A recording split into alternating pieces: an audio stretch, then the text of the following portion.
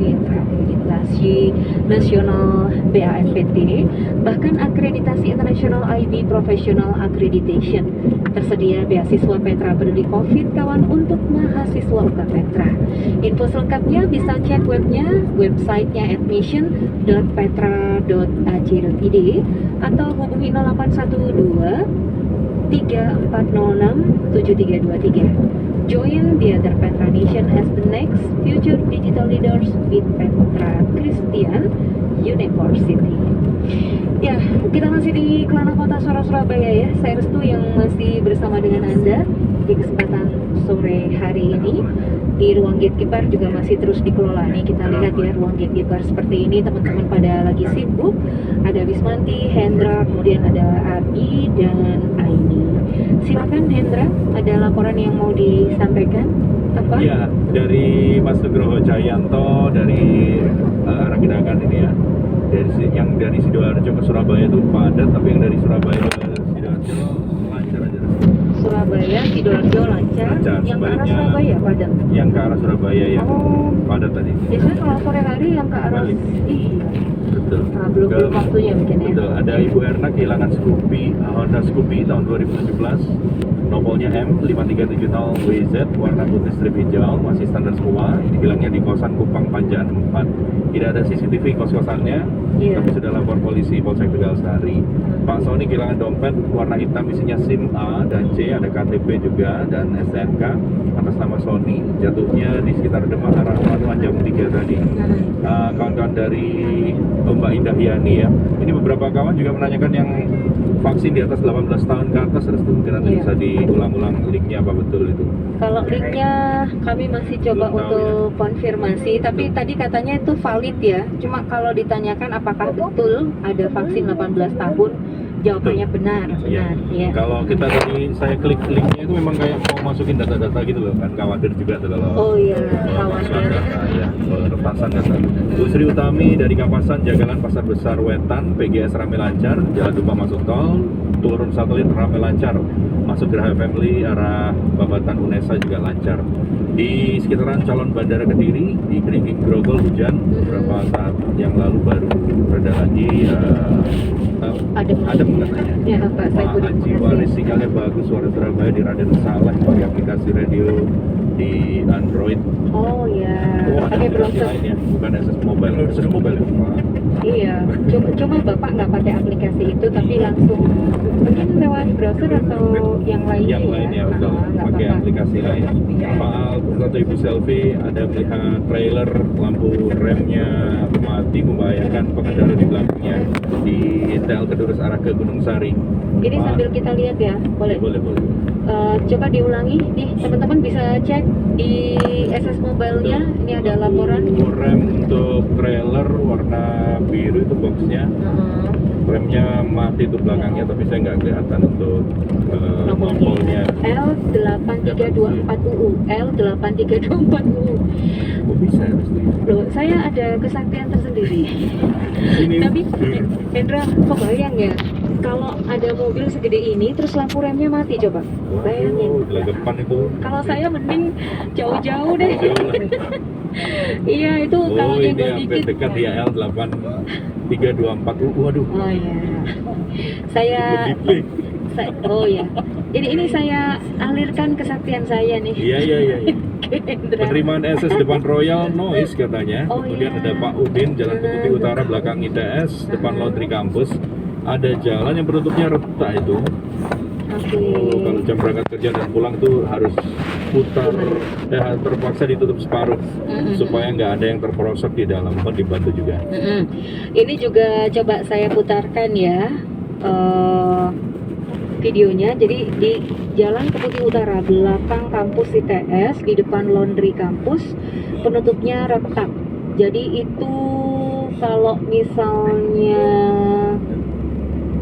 penutup retak jika jam berangkat kerja dan pulang kerja macet, jalan terpaksa tutup separuh agar tidak terperosok di dalam moya.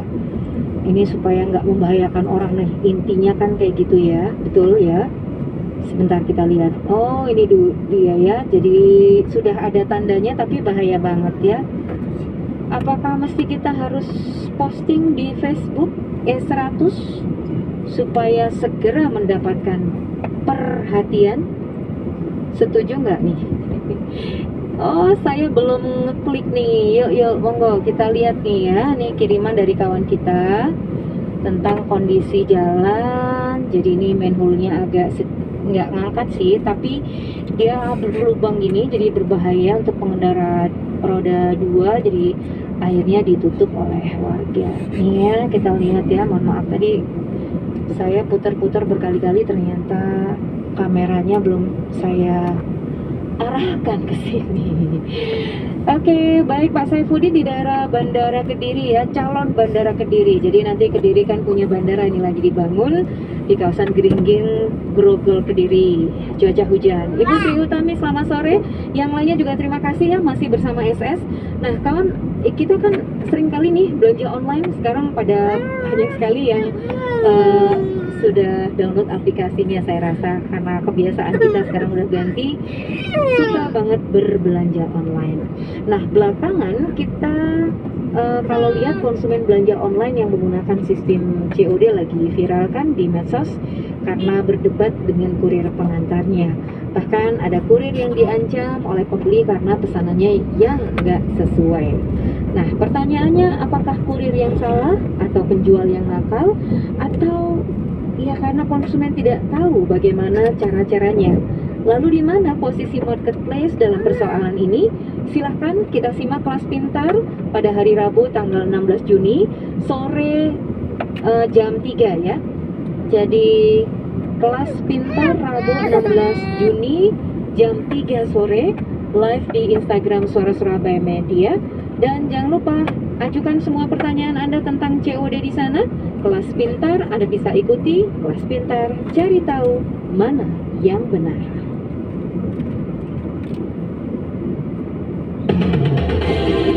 Flash News. Erick Thohir, Menteri BUMN, akan mengubah syarat dan ketentuan untuk aparatur sipil negara dan non-PNS yang bisa menduduki jabatan tertinggi di Kementerian BUMN. Jabatan itu meliputi pimpinan tinggi madya dan pimpinan tinggi pratama. Pada jabatan pimpinan tinggi madya dari PNS, Erick melonggarkan ketentuan umur dari yang sebelumnya maksimal 55 jadi 58 tahun. Demikian Flash News dipersembahkan Universitas Hang Tua Surabaya. Pendaftaran mahasiswa baru gelombang 3 berakhir 29 Juni. Klik bnb.hangtua.ac.id.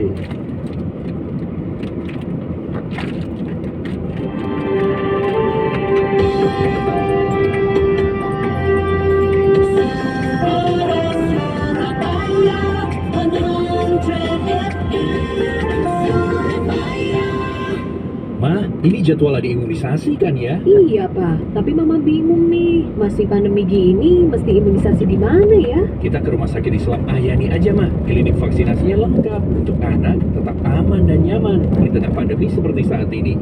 RSI Surabaya Ayani melayani vaksinasi untuk anak ada, di antaranya vaksin BCG, DPT, polio, rotavirus, PCV, influenza, MMR2, varicella, tifoid, hepatitis A, dan HPV. Selain itu juga melayani vaksin untuk jamaah umroh. Klinik vaksin bertempat di lantai 1 gedung Geraha RSI Surabaya Ayani, tersendiri dan terpisah dengan area RS lainnya. Reservasi dan info lebih lanjut hubungi 031 828 4505 atau chat WhatsApp 0821 3322 2247. Follow juga Instagram dan Facebook RSI Ayani. RSI Surabaya Ayani, kesembuhan datang dari Allah, keselamatan dan kepuasan pasien tanggung jawab kami. Kawan program Indonesia Bangkit Muda Luar Biasa Suara Surabaya bersama Universitas Surabaya Ubaya saat ini memasuki tahap kurasi. Dalam periode pendaftaran sejak 2 bulan terakhir ini, ternyata antusiasmenya sangat tinggi, diikuti ratusan peserta. Ini disampaikan Irma Widya, manajer marketing Suara Surabaya.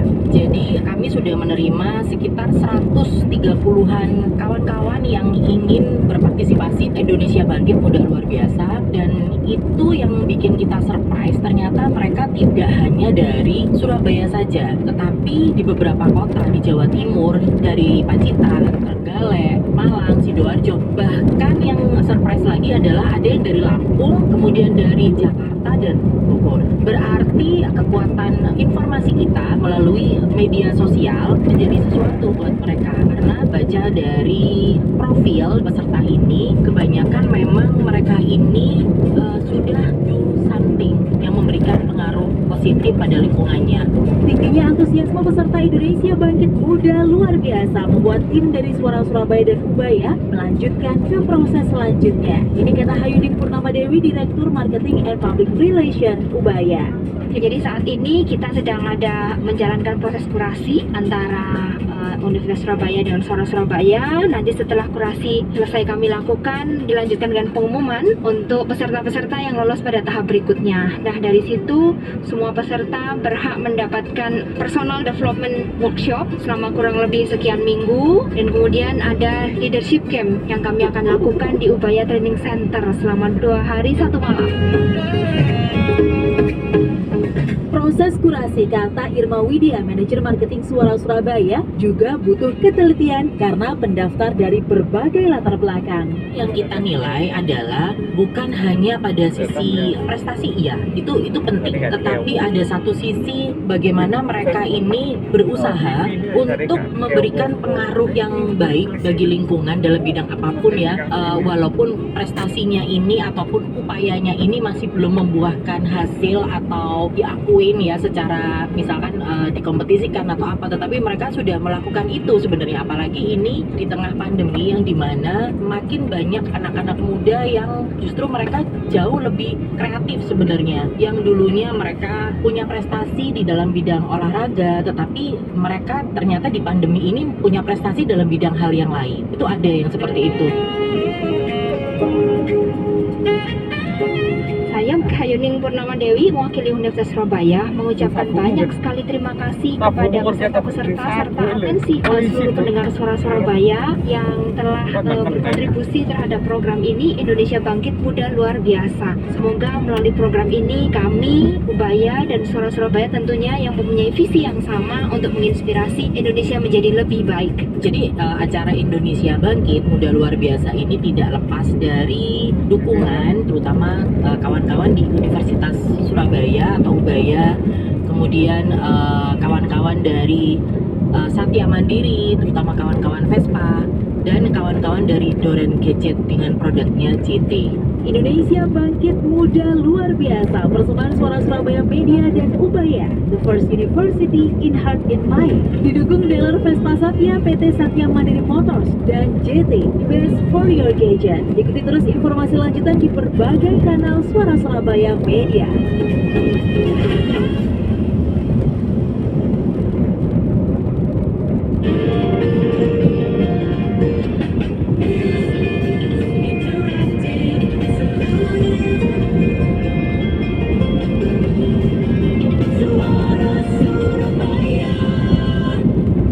Sekarang ini kalau di berbagai belahan dunia sedang berpacu ya untuk menciptakan herd immunity.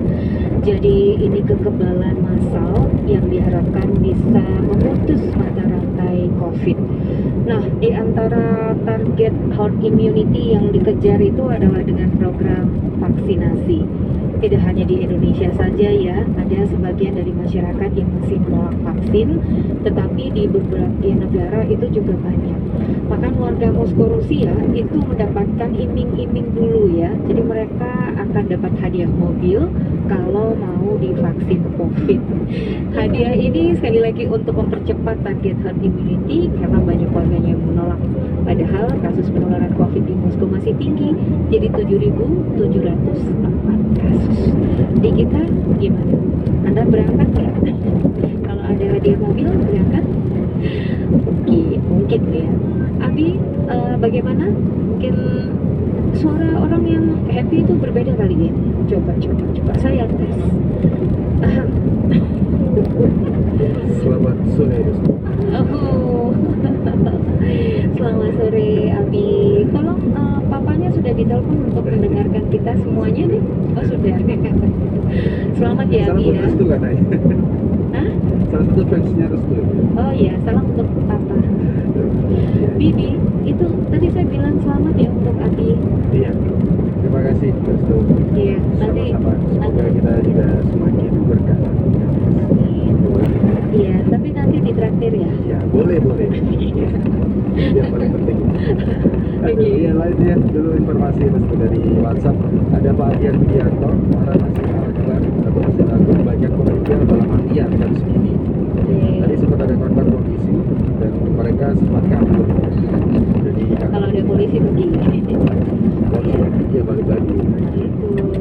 Ada Bagi Diansyah, pos penyekatan keluar tol Surawadu juga terpantau sepi, nggak ada penumpukan kendaraan di sana. Bribka Riamidi Dermawan, PJR Tol Jatim 2, untuk situasi saat ini lalu lintas sedikit, menanggal ramai lancar, antrian 3-4 kendaraan saja. Jadinya sudah terbuka maksimal dan cuacanya cerah. Tetap dihimbau untuk pengguna jalan tol menjaga jarak aman dan juga menerapkan protokol kesehatan. Makasih banyak ya Rifka Ria Vivi. Tambahan lagi? Informasi terakhir dari Pak Udi, Jalan Keputih Utara, belakang kampus ITS. Ini Oh sorry Bi, ini tadi udah saya baca, udah saya putar juga videonya. sudah ya. Jadi mudah-mudahan nanti bisa Centang. direspon ya. Oke, saya centang. Ini bos baru. Jadi dulu nih kalau penyiar pertama kali manggung, pendengarnya ikut deg-degan karena takut penyiar salah gitu. Nah ini saya kasih bocoran, nggak apa-apa ya. Ini mesti kita selebrasi bersama. Selamat untuk Abi itu apa gitu. Karena hari ini surat keputusan sudah muncul. Alhamdulillah Abi menjadi keluarga besar Suara Surabaya karena sudah diangkat menjadi karyawan tetap. Hore, gitu Bi. Oke, tadi cukup ramai gitu ya. Ini merupakan anggota-anggota baru. Mudah-mudahan kalau SS dapat banyak teman-teman baru, teman-teman muda, itu nyawanya makin double. Jadi makin menyala-nyala semangatnya. Seperti itu ya. Pokoknya support dari pendengar Suara Surabaya itu pun juga penting. Baik, kawan, ini sudah menjelang jam 5 sore. Waktu tugas saya untuk memandu Anda sore hari ini selesai juga ya. Dan terima kasih untuk Anda yang masih terus bersama Suara Surabaya. Saya selalu hati-hati di jalan, kawan. Assalamualaikum warahmatullahi wabarakatuh. Saya Restu Indah, pamit.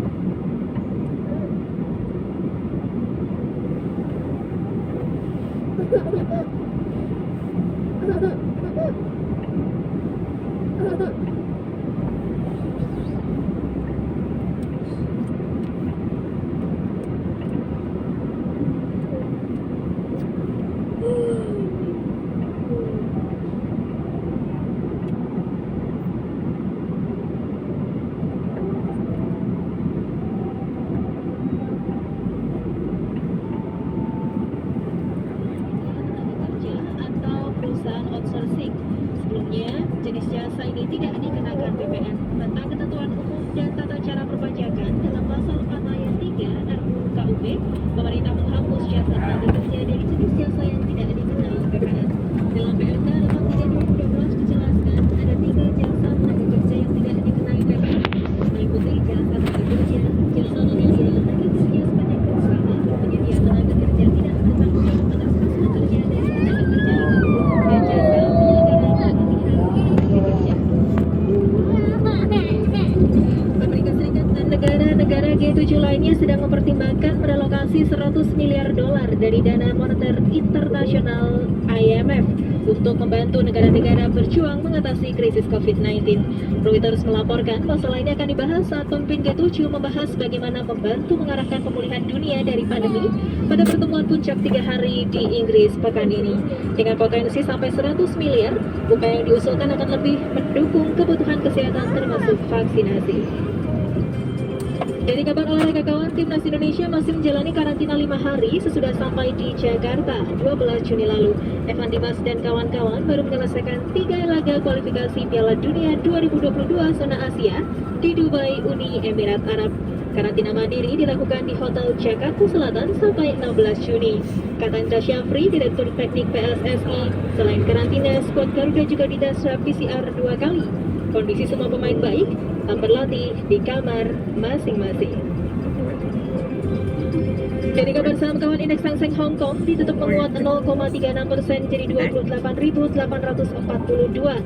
Indeks Nikkei Jepang menguat 0,74% jadi 29.161. IHSG di Bursa Efek Indonesia melemah 0,25% jadi 6.080. Dan terakhir memantau CNBC jelang pukul 5, posisi rupiah 14.200 per dolar Amerika.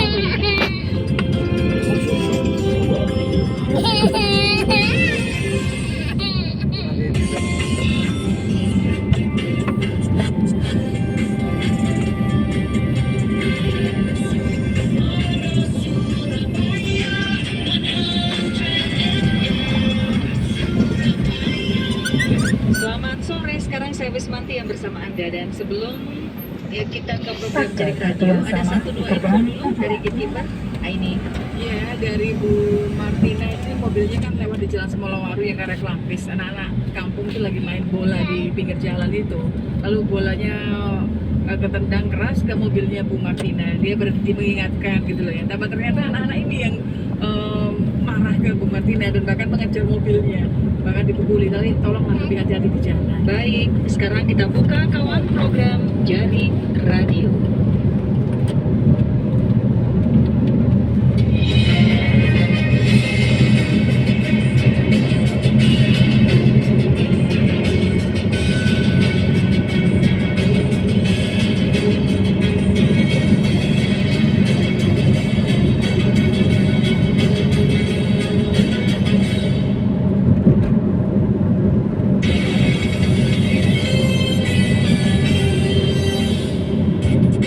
Saatnya Anda ikuti rangkaian informasi dalam program Jaring Radio.